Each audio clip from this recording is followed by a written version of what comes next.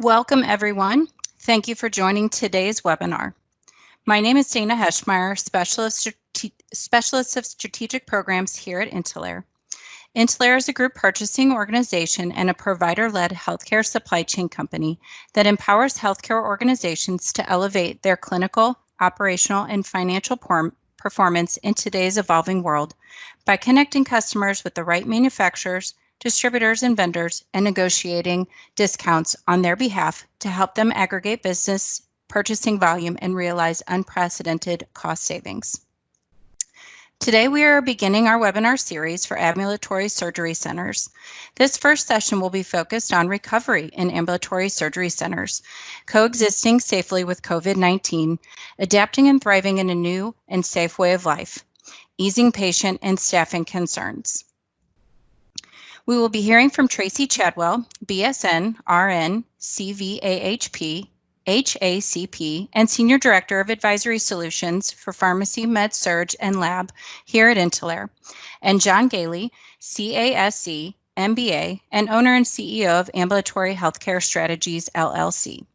AHS is one of the nation's leading regulatory and financial consulting organizations for the ambulatory surgery and office-based surgery industry. Mr. Goehle is also the creator of the ASC podcast with John Goehle. You can find the podcast at ascpodcast.com. We will be recording this session. All participants will be placed on mute during the presentation until the end when we open it up for Q&A. If you have questions during the presentation, please type them into the question box. You can also submit questions to asc@intalere.com. Today, Tracey and John will be sharing their expertise on communication and outreach to patients and staff, developing policies to protect patients, visitors, and staff, and scheduling considerations for the ASC industry. We'll begin with Tracey on talking about communication outreach to patients and staff. Tracey, can you please begin with discussing why communication to patients and staff is critical during these reopening phases?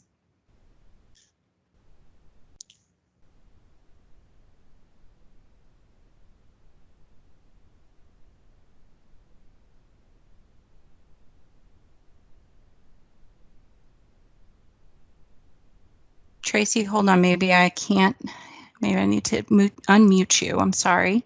1 second. Star 6, Dana. John, if you on your keypad can hit star 6, you can unmute yourself. Can you hear me now? Yes, thank there you. you are, Tracey, yeah. Okay. Thank you, thanks. Chris. I appreciate it. So providing communication and outreach to your patients and staff at this time is incredibly important.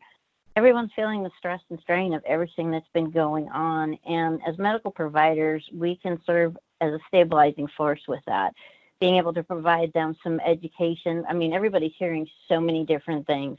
And so providing them with good fact-based education and clinical guidance, and even opportunities of what to do for screening or what to look for can really help ease their anxieties, especially about returning back to the healthcare setting. We've heard so many people talking about how people are putting off doing procedures or going in and getting checked. And so, of course, it's going to take a while for them to feel comfortable with that.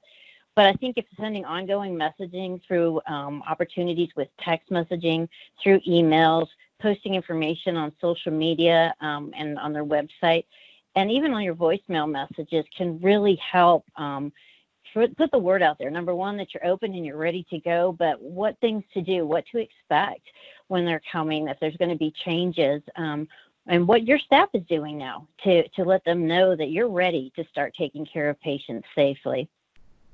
So it's really, really important that we address that and communicate, again, the preventative measures that you're doing to prevent the spread, practices for rescheduling, and how you're prioritizing things.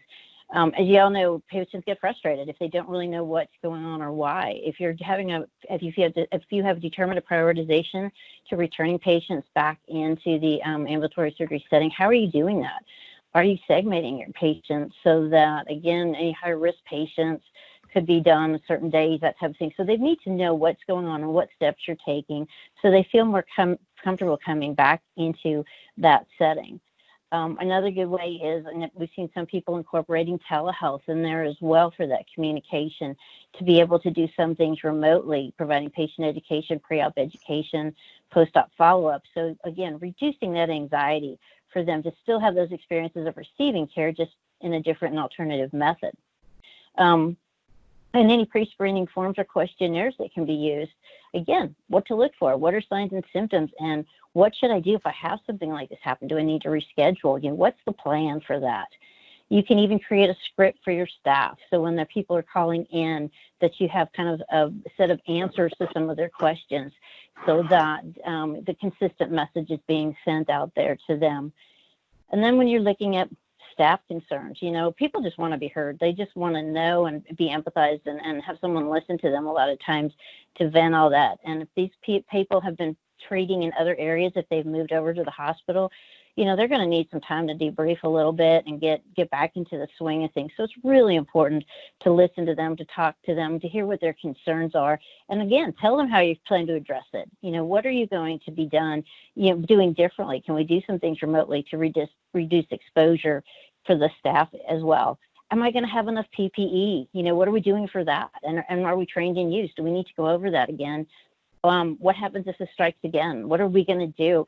So all of these things need to be communicated to your staff as well, to ease those fears and make them feel more comfortable about coming into the setting again. Because as you know, with more knowledge, we tend to be less fearful because we understand what's going on. But you also realize there's a lot of emotional reaction behind this as well, fatigue, all of that. And so those things, just listening, providing some validation to how they're feeling, and then addressing those issues, to make sure that you're alleviating any of their concerns and their fears, so that hopefully those won't be barriers for them returning to work, returning to your clinics, be able to provide care to your patients.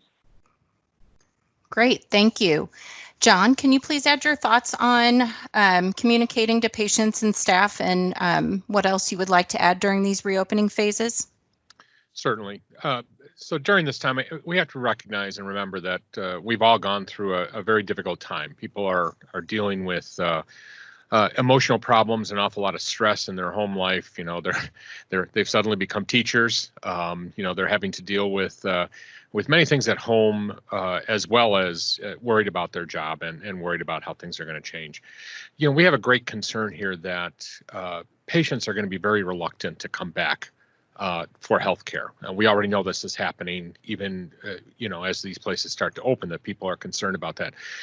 And this is both good news and bad news for us. I mean, bad news in the sense that we have to work with our patients to help them to understand that we can do this safely, and good news in that those patients that might be going to a hospital are going to be a lot more reluctant to go to the hospital, and maybe we're a much more much better choice for them, knowing that we can control the care. You're not going to be in a center that is actively taking care of COVID patients. So we have to alleviate those concerns that patients will have about coming to our center, coming in for their surgery. And they're going to want to know what you're doing. What are you doing to protect them? And they're going to be very knowledgeable, because most likely they've been listening to the news, reading an awful lot of information about how to keep themselves safe. They're going to know what to expect. They're going to expect to see you doing certain things, and they want you to explain to them what you're going to be doing. And we definitely want to approach, to contrast our approach to the approach that the hospitals will be having. It all really comes down to good public relations, and as Tracey indicated earlier, communicating with the patients beforehand, either and I would prefer as much in person, or I should say talking to them, not just emails or letters or whatever. I guess nobody does letters anymore, but we want a much more personal approach here, where you're going to be communicating with them directly, answering the questions, listening to them, being a good listener, really.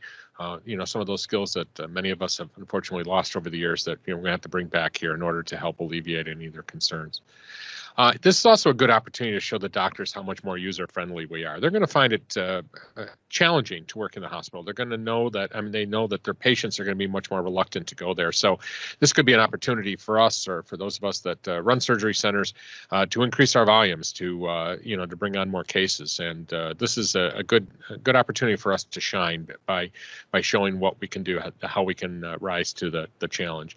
And there's a number of things that we're going to have to do in order to assure the safety of our patients. Obviously, having good stocks of personal protective equipment. We have to control the volume. That's something we're going to talk about in a little bit. Also, we have to be careful to make sure we help everyone understand that it's not going to be like the old days. That is, pre-COVID, at least for a while. We're going to have to keep those volumes, actually in the beginning, considerably lower than they were before, in order to accommodate all the changes that we're going to make as a result of, social distancing, et cetera. And we can't forget that not only are we going to have to take care of our patients and help them to understand how we're going to take care of it, but also our staff. The staff have been isolated. Many of them have been isolated for a period of time. They're, as I mentioned earlier, they're taking care of, they've gone through a difficult time. And they're even more knowledgeable than our patients are about the health concerns related to COVID-19. So we're going to have to answer their questions. And as Tracey said, we got to be good listeners here, that we want them, let them be heard, listen to their concerns, act on them as best you can. You're going to get a lot of questions. I think I spend 90% of my day answering questions about personal protective equipment and N95s. If I hear the word N95 again, I'm probably going to scream. But what it comes down to with N95s and with that personal protective equipment is we have to help them to understand the measures that we're taking in order to protect them, and understanding that N95s, they're, first of all, they're not necessarily required for the types of cases that we're doing here. And we have to explain what we're going to do absent an N95 to protect them. Or we might find ourselves in a situation where we decide to provide the N95s, even though they might not be required, in order to help our staff feel much better about it. Again, just a little parenthetical note here: if you are going to use an N95, if you even have an N95 in-house, you're going to have to do the fit testing, the medical evaluation, and have a respiratory protection program. So just kind of in summary there, make sure that you address all of these concerns. Do whatever you need to do. I know the ASC Association has been working on a video, I don't know if that's available yet, that they had hoped to use to give to patients, or to show to patients, make available to patients beforehand, to show all the efforts that we're taking in the ambulatory surgery industry in order to assure their safety and the safety of our staff also. Thank you both. One follow-up question I'd like to ask: what do you recommend to patients and staff, or to the ASC centers that are on the phone, for patients and staff that have questions about getting screened for COVID? Well, I guess I can partially answer that. A lot's going to depend upon your, where you're located and what your local requirement. For example, in New York, for elective surgery, you will be required to do testing, preoperative testing. I'm blanking on the specific type of testing right now, but prior to surgery, within 3 days of surgery, in order to even be able to, it's molecular testing is the term. So you have to do this molecular testing within 72 hours prior to the surgery, before that patient is even eligible for this. And I think, to your point, help them to understand the limitations of those tests and what that actually means. There's obviously a difference between molecular testing and, and other types of testing here. If that's what you're required to do, help them to understand what it will mean and what the results will be. What you'll have to do based upon the results that you receive for this. Thank you. Appreciate that. And as he stated, it's it's regulated by state. If there's no state requirements, and CDC is basically looking that if they're not symptomatic, and if you're in a regional area where there's not a lot of COVID present, the CDC is saying proceed if there's no symptoms, delay if there's symptoms. And then same thing, looking at positive tests, the CDC recommends delaying until they have 2 negative tests, or 72 hours since symptoms resolve. and 7 days since onset of symptoms. So it's truly one of those that really needs to look at the CDC guidelines, what your state is saying, to determine exactly how you should be proceeding with testing employees as well as patients. Right. And Tracey, another thing that we have to consider too is this an elective or an urgent procedure? Because if you're doing elective procedures, you're pretty much, I think the standard of care will probably be heading in the direction of having some testing done prior to surgery, at least for the immediate term. Whereas, if it's urgent, you might not have that option. Great. Thank you. So, John, there are so many new guidelines to incorporate into our daily operations. Can you please explain why developing these new specific policies and procedures at this point is essential? Well, during this, hopefully, depending upon your situation, if you've had to shut down or whatever your situation is, you've probably been working on policies throughout this, or at the very least protocols to deal with COVID and the changes that you've had to make in your preoperative assessments, et cetera, things that you do during the procedure, changes to your infection control program, changes to your emergency preparedness program. And what we're finding is certain states, again, up in the Northeast in particular, they seem to, New York, and I'm blanking on the other state up here, it might be Massachusetts, is actually requiring a plan that is written out that describes what you're going to do in order to protect the patients and your staff. Now, even if it's not required by the government, by a governmental agency or organization that has jurisdiction there, it's really a good idea to have this in. What we're recommending to all of our centers is that they maintain a COVID-19 binder, shall we say. Unfortunately, this the recommended one that we're putting together for our staff is now well over 300 pages long, and it's very thick. But it provides a background of all of the steps that you've taken over the last 3 months and the time frame for all of those changes. A list of all the policy changes that you've made and protocol changes that you've made, and recognize that we're going to be called upon to answer for all the things that we've changed over this period of time. I'm a surveyor with AAHC.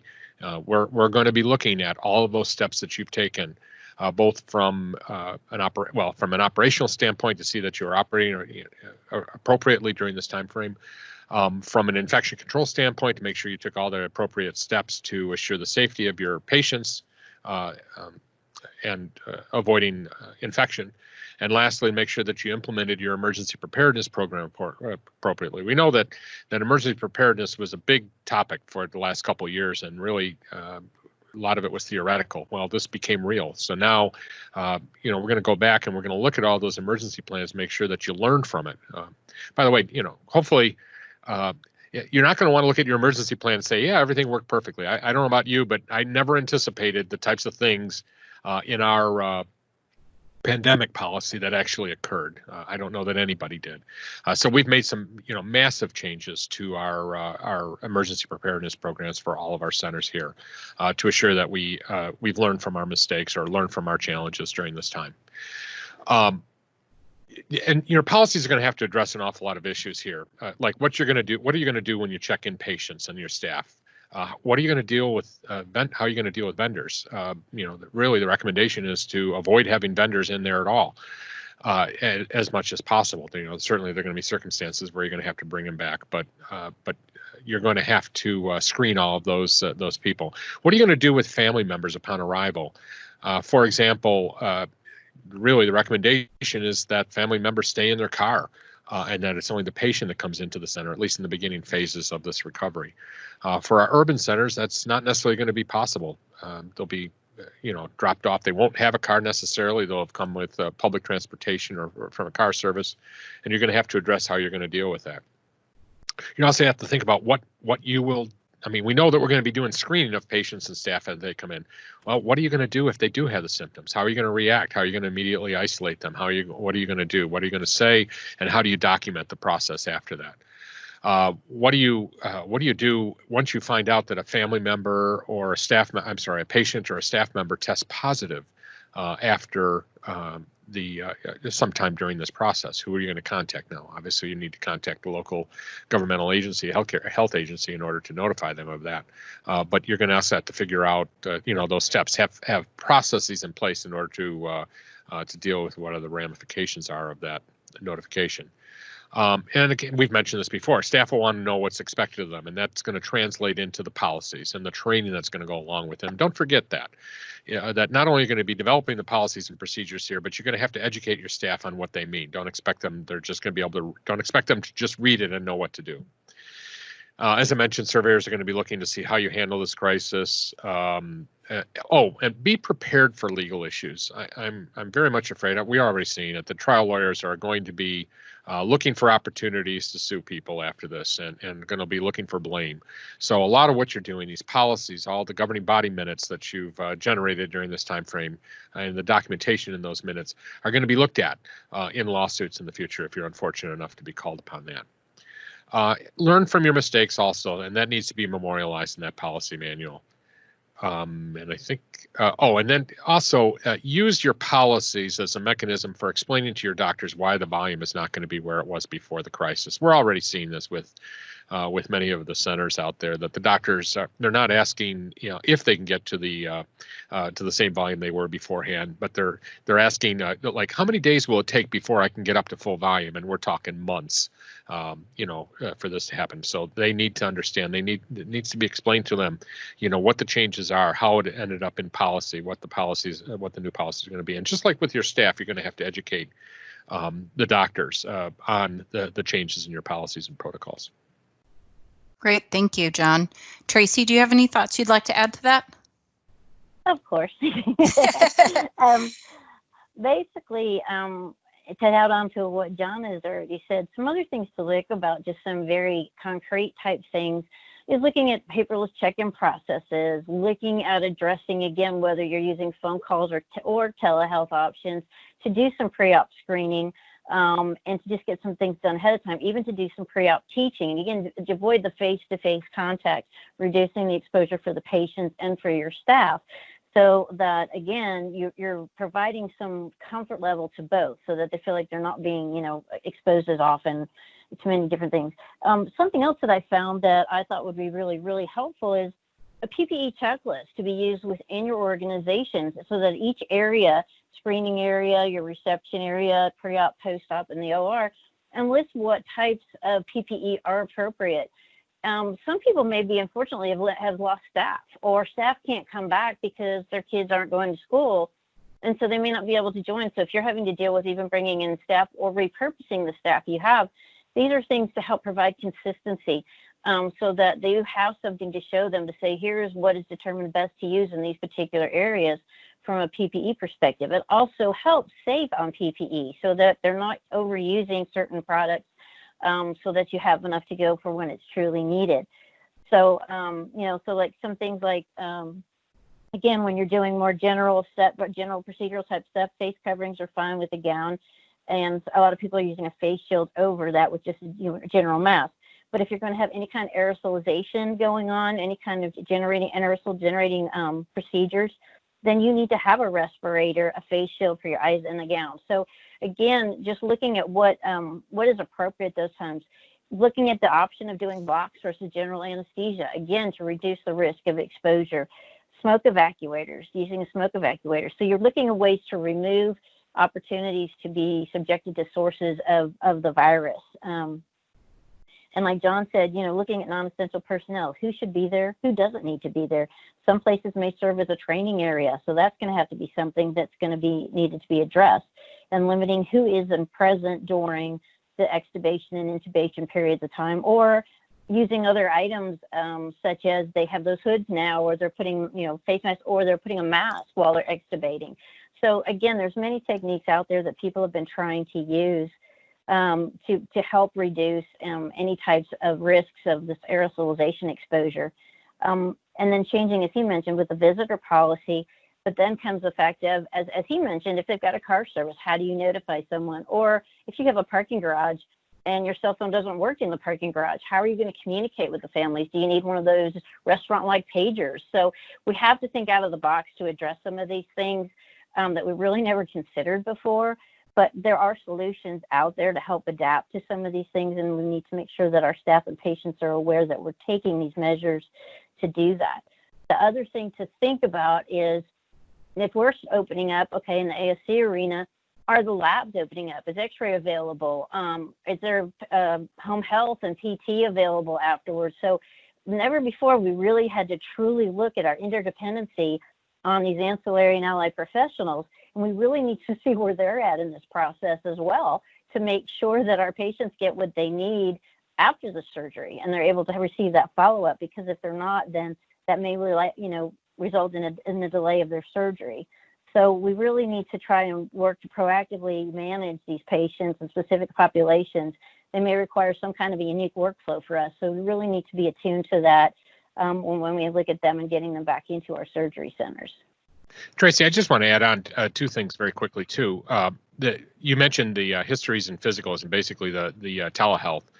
We've had a lot of questions about that actually, because there's no doubt we can do the histories, but there's been concern that if you can't do the physical the old way of a patient going into a physician's office beforehand, be prepared for the possibility that physical portion of the H&P will be done on the day of surgery if you're not already doing that. And that's perfectly acceptable. The surveyors will, it's part of the CMS conditions for coverage and it's allowed, but it might not be something you've done in the past.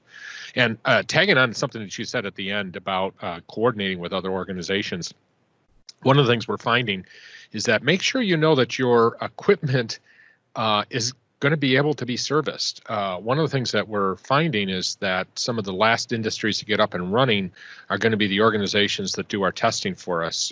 Outlets, for example, our equipment, and especially if some of our equipment didn't come back online after being offline for a period of time.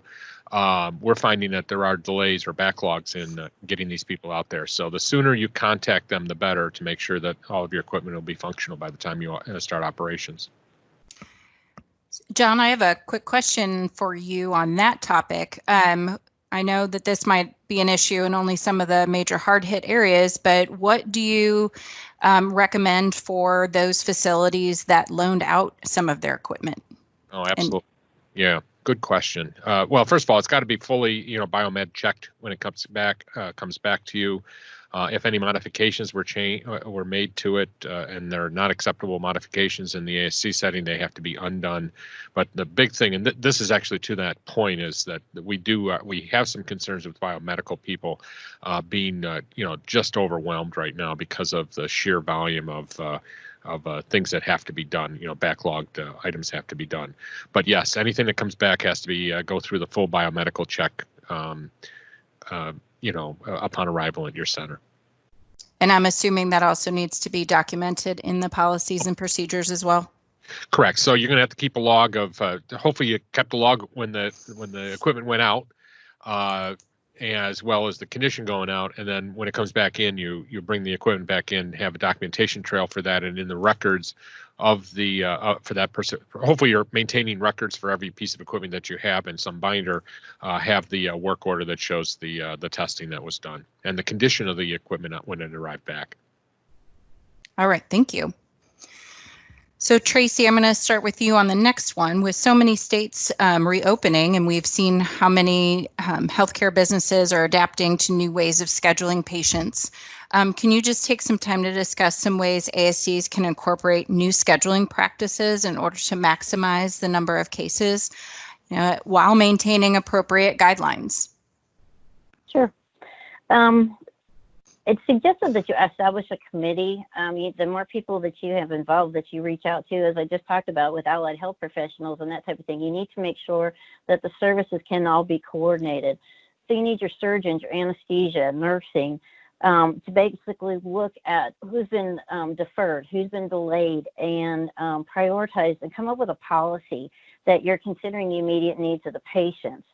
You also need to look at the surgeon schedulers, to quantify how many cancellations they felt like they had, the procedure mix, and again, the urgency of those.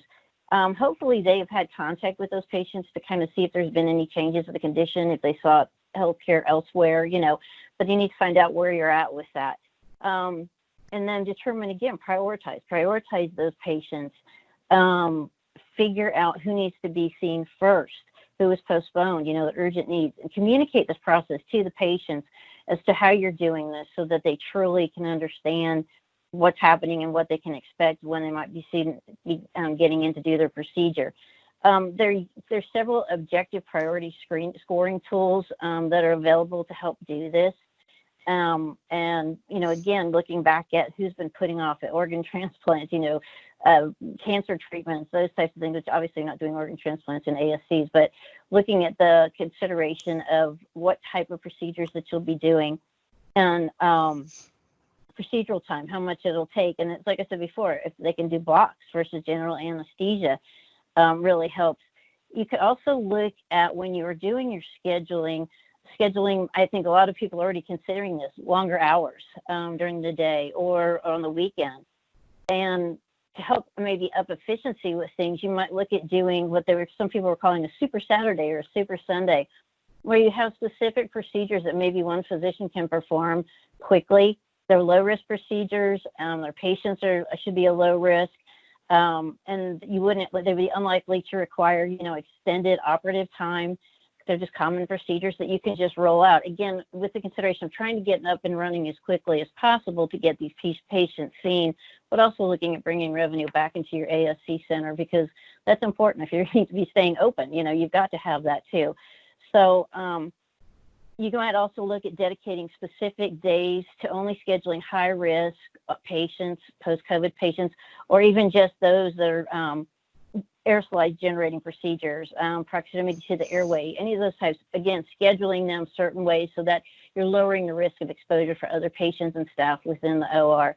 So those are some things that we haven't really done before, is looking at that. Of course, we always look at prioritization when we're making our schedule out, but this is talking about really trying to meet the need of current people that are coming back, as well as the people who have been in the backlog and been delaying care during this time. And with this, you're also going to be looking at making sure that you're identifying who needs to be there, the essential workers, and if there's reps that need to be in the room. And phased opening of the operating rooms, as John alluded to. You're not going to do this all at once. You're going to need more staff if you're doing that. And if you're thinking about extending hours and extending days, you have to take that into consideration, that you're not burning your staff out. Brings in the idea, if you have additional new staff to be training as well, you want to make sure that you've got protocols, policies in place that are easy to follow, consistent, so that, again, it's easier for these people to learn those processes and follow them and reduce it. The other thing that you've really got to look at is your availability of supplies. So that's going to tell you what kind of procedures you'll be doing, as well as the availability of medications. As we've all heard, there's been a shortage of medications used for anesthesia.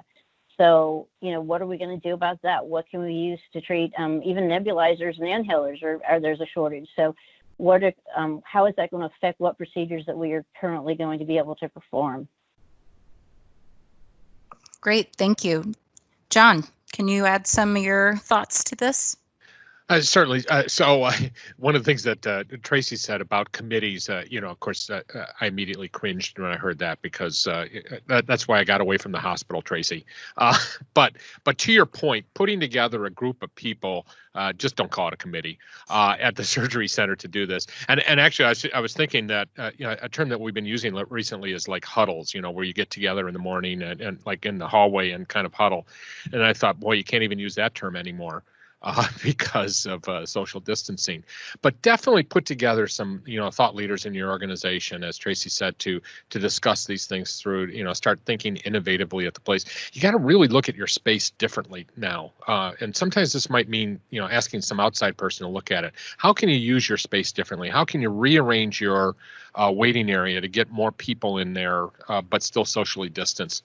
Are there unused sections of your surgery center that you might be able to use in order to space out patients, and family members? Maybe you're not going to be able to put them in their cars. Maybe you're going to have to put them inside. So maybe there's other unused areas in your surgery center that you can use for that. And of course, spacing out all of those patients in your pre-op, post-op areas so that they're not on top of each other. Where, in the past, we want to keep them as close together as possible so that we can safely monitor them with the staff that we have available. Well, we're going to have to rethink that whole thing.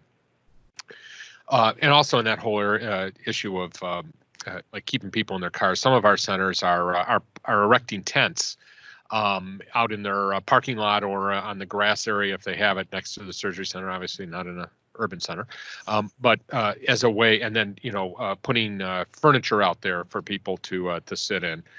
so that, again, accommodating them hopefully in good weather in a different way than you've done in the past. You really, I can't stress this enough, you've got to manage the surgeons' expectations, because we're already seeing that their expectations are far different than what ours are. We understand, those of us that are managing the centers, the challenges that we're going to have here, but surgeons have been hurting. I mean, they've, in many cases have not had any business for, 3 months, and financially they're hurting. And of course they're getting calls constantly, probably from their patients who are saying, when can I get in? And they want to meet those expectations. So we've got to manage their expectations as to the volume. And Tracey said it very well. I think we're going to be looking at, we might eventually be able to get up to the same volume that we had prior to the COVID-19. But as Tracey said, we're going to be working longer. If we're going to do that, we're going to be working longer hours. We're going to be working Saturdays. We're going to be working Sundays. And Tracey's ideas there of congregating those cases together to increase their efficiency is a really good concept there. There's been quite a bit of conversation recently about turnover times and room exchanges. I'm not going to go into any detail because it is very complex, but just do some Google searches on it and you'll see the controversies. ARN is on top of it. If you're a member of ARN, you can read some of their white papers on this. And just understand that that room turnovers are going to take longer, that you might have to, if you use an aerosolizing procedure, doing aerosolizing procedures, you're going to have to allow for the air in the room to completely be replaced several times before you can start the next procedure, or even after intubation. That's another controversial subject right now. So if you're not familiar with that, you're going to have to look that up. We did a podcast on Friday where I think we talked about it for about 20-30 minutes, and we didn't even come to necessarily total conclusions at that point. Oh, and Tracey mentioned this earlier too. Consider the issues that you're going to have with your staff. Childcare issues is something that I'm very concerned about, with maybe limited options, especially before the end of the school year, and then perhaps moving into next year when school starts up again. Are all of our staff going to be able to come back? We're already experiencing that in some of our centers. Not all of our staff are coming back. And by the way, it's not only because they might have childcare issues. We've had several resignations, particularly older nurses who have, more seasoned nurses who have decided that, have decided they just, why put up with this? We have a darling, one of my favorite nurses. I think she's in her early 70s, and she was planning on retiring at the end of the year. And she has brand new grandchildren. She does not want to be doing this. So be prepared for the challenges that you're going to have of staff turnover. It is already happening, and it is becoming actually a pretty serious situation for many of our centers. I think that's about it. Oh yeah, and then working with the schedule to make sure that we're not always, in the past we've not always been very careful about the timing of people arriving. We know the doctors would, particularly in GI centers, they would prefer to have all of their patients show up at 8 o'clock in the morning, no matter what their time of the procedure was. And sometimes we haven't been very careful about doing that scheduling. It's going to have to be like a train schedule here now, with the arrival times of people and learning from your experiences, being very careful to determine and working with your schedulers as to really how long are these procedures going to be. Maybe we didn't worry about this in the past because patients didn't mind waiting, but now waiting could end up becoming a health issue, or could really pile up problems in your the pre-op area or in your waiting area. So look at that schedule and look at the timing and be very careful and contemplative about doing that. Thank you. Yeah, I appreciate that. Yep. Yeah, when we're looking at workflows, I mean, that's incredibly important, in traffic patterns, within the building, and how they're being transported around and moving. That's incredibly important. And some areas have bays, they don't really have patient rooms. So can you put up, temporary structures between the two, or privacy curtains, or something that is antimicrobial, or something that you can put in there again to reduce the exposure and risks by doing that. And unfortunately, that may end up increasing your staff need because you'll be able to visualize the patients, when you're having to change your model. So there's all kinds of things to look at depending on the setup within your organization that may need to be changed or modified to accommodate and make sure that you're putting in place the most effective procedures to prevent transmission of this disease. So with that, I was just going to add on to that. So Tracey and John, would you guys recommend, and I'm going to assume you are, but do kind of a different surgery procedure walkthrough with your center so you can see the flow and where patients could and should be? She was reading my mind. Oh. Yeah, I mean, to that point, I was just gonna, engage Tracey in a little conversation here because I really do feel that we get so used to our facility. We've been, many of us have worked in these centers for years and years, and being innovative about looking at that center is going to be difficult. So bring people in from outside maybe that haven't looked at it before, or just put blinders on and walk in as though you had never been to that center before, and innovatively think through the process. And you're exactly right. Really doing a walkthrough, before you actually start doing these procedures. Put somebody on the table. As Tracey said, worry about just the flow. Getting people through areas that you might not have put them through before. How far apart can you put them safely, and still and perhaps not have to deal with extra staff. And Tracey's point is very good that we at the same time that might be having less staff that we've had before, we're going to have more of a demand for it if we're going to hope to keep up the volumes that we've had that we want to get to. Great. Another way to do it too within your team is, and because I found this really effective if you're not able to kind of stand back and take a look at it, is get a blueprint, a layout of where your rooms are now, and actually graph where a patient goes and where you have them go. And it's really interesting to see the flow patterns, where they cross, how much extra, time is going out and where they're going, and how many other people they're coming in contact with. So again, if you're not able to really, again, as he said, if you can't get somebody else to come in and look at it, if you want to visualize it that way, well, here, first they go here, then we send them there, and then they go there. It's really incredible just to even see it that way from a bird's eye view, as far as to where they're coming in contact with and how much they go throughout your facility or center or cross back through. So like I said, if you're not able to get someone else to do it, that's another good way to look at it, just from like a blueprint perspective of where the traffic flow, the pattern flow goes. Well, that's a great point. Thank you.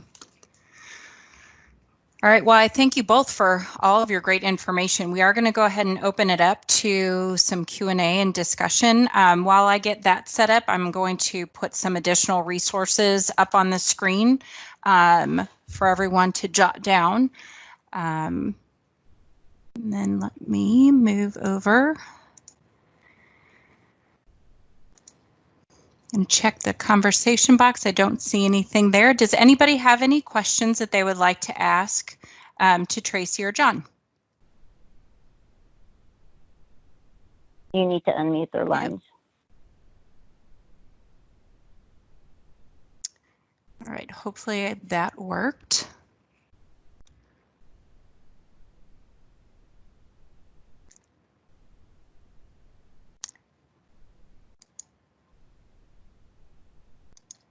This would be a historic moment if you never did get any questions about it.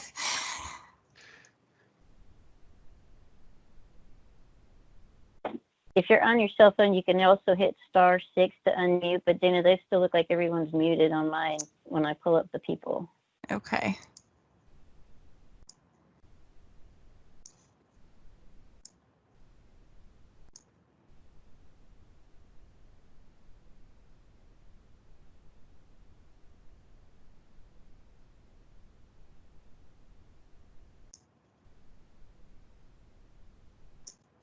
See, and I can't figure out how to unmute everybody. My apologies. There is still the chat box, if you'd like to answer a question that way as well. Dana, can you hear me? I can. Thank you. Okay, I'm getting an echo here. What about now? Yes. Okay, I'm sorry it's echoing, but I've muted my phone.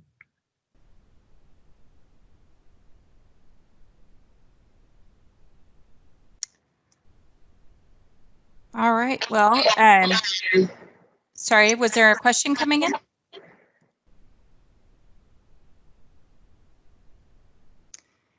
All right. There's also a list of I'm going COVID to try resources. this. Dana, can you hear me now? Yes, I can.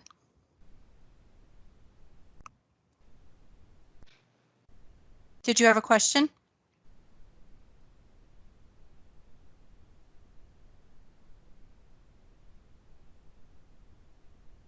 Well, there is a list of COVID-19 resources that are available on the Intalere website, as well as if you are a member, there's also member-specific resources that are available, and there's many different resources and associations where you are able to get a lot of this information as well that Tracey and John were discussing specifically to AORN or HHC on survey and